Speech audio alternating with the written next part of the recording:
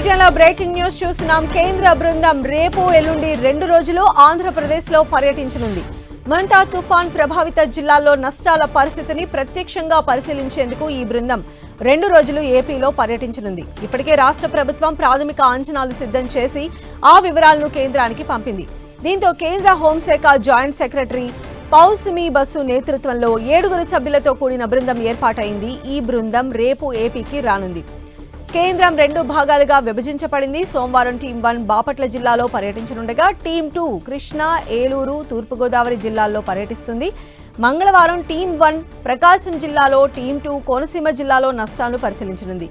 ఈ పర్యటనలో అధికారులు క్షేత్రస్థాయిలో జరిగిన నష్టాలను సమీక్షించడంతో పాటు తుఫాను బాధితులతో నేరుగా మాట్లాడుతూ పరిస్థితులను అంచనా వేయనున్నారు.